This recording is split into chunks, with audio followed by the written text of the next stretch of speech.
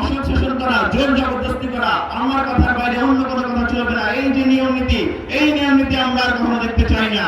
যেভাবে অপব্যাখ্যা করছেন, বাংলাদেশের মানুষের সেন্টিমেন্ট নিয়ে আপনারা যে খেলা করছেন, সেই খেলা বন্ধ করুন, বন্ধ করুন, বন্ধ করুন। আপনারা চ্যালেঞ্জ গ্রহণ করুন। আমরা যেভাবে বুকে হাত দিয়ে বলতে পারি, আমরা আজ ইতিহাসকে বলতে পারবো যে আমরা আজ এই শাহবাগের ময়দানে দাঁড়িয়ে যেভাবে সাহসীভাবে হ্যাঁ ভোটের পক্ষে ক্যাম্পেইন করেছি, আপনারা কি বিষয়টা করেছেন? আমরা স্পষ্ট ভাষায় বলে দিতে চাই, আমরা যারা ছাত্র প্রতিনিধি রয়েছি, বিশ্ববিদ্যালয়গুলোতে আমরা যারা চাঁদাবাজির বিরুদ্ধে অবস্থান নিয়েছি, আপনারা কি সেই সৎ সাহস রয়েছে আপনি সেই জায়গা থেকে বলবেন যে আমি চাঁদাবাজির বিরুদ্ধে অবস্থান নিয়েছি? এই জায়গা থেকে সুস্পষ্টভাবে বলতে চাই যে আপনারা আমাদের ভুল বোঝা বন্ধ করুন। আপনারা এই বিষয়ে এই শিক্ষার্থীদের, বাংলাদেশের ছাত্র জনতার যে আকাঙ্ক্ষা, সেই আকাঙ্ক্ষাকে বোঝার চেষ্টা করুন।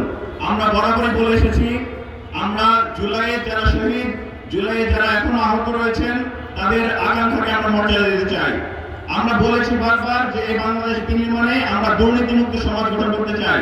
আমরা আর কোন লেডি ফেরাউন শেখ হাসিনাকে চাই না।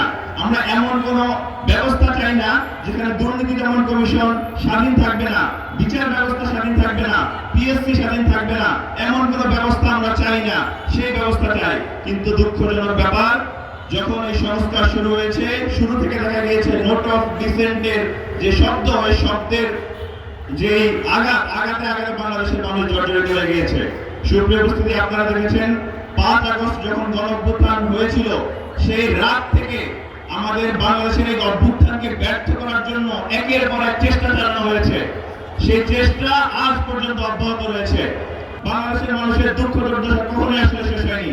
কিন্তু 24 এক নয়, 24-এর আমরা যারা ছাত্র জনতা রয়েছি, তারা কোনোভাবেই সেই পুরনো বন্দোবস্ত, পুরনো স্টাইলে এই যে ফুলের দোকানগুলো, এই যে টেম্পো স্ট্যান্ডগুলো, এই যে সরকারি দপ্তরগুলো, এই যে বিভিন্ন পরিবহন সেক্টর কিংবা বিভিন্ন দপ্তরগুলো থেকে যে চাঁদাবাজি নেওয়া, দুর্নীতি করা, অসৎ শাসন করা, জোর জবরদস্তি করা, আমার কথার বাইরে অন্য কোনো কথা চলবে না, এই যে নিয়ম নীতি, এই নিয়ম নীতি আমরা আর কখনো দেখতে চাই না। এবং সেই লক্ষ্যে আমরা আমাদের সকল কাজ করে যাচ্ছি। আপনারা ছাত্র সংসদগুলোর দিকে তাকালে দেখতে পাবেন আমরা যে মডেল স্থাপন করেছি। আমরা আশা রাখছি সেই মডেল, জুলাইয়ের বিপ্লবীদের যে মডেল, সেই বিপ্লবীদের মডেল অনুযায়ী আগামী বাংলাদেশ চলবে। কোনোভাবে সেই পুরনো কাঠামো, যে কাঠামোর কারণে শেখ হাসিনাকে এই দেশ থেকে পলায়ন করতে হয়েছে, সেই কাঠামো কোনোভাবে বাংলাদেশের বাস্তবায়ন হতে আমরা দেব না। আমি বিশ্বাস করি গণভোটে আমাদের হ্যাঁয়ের বিজয় হয়ে গেছে। শুধুমাত্র যে প্রান্তিক পর্যায়গুলোতে যে মিথ্যাচার আপনারা করছেন, যেভাবে অপব্যাখ্যা করছেন, বাংলাদেশের মানুষের সেন্টিমেন্ট নিয়ে আপনারা যে খেলা করছেন, সেই খেলা বন্ধ করুন, বন্ধ করুন, বন্ধ করুন। বাংলাদেশের মানুষকে আর বোকা ভাববেন না।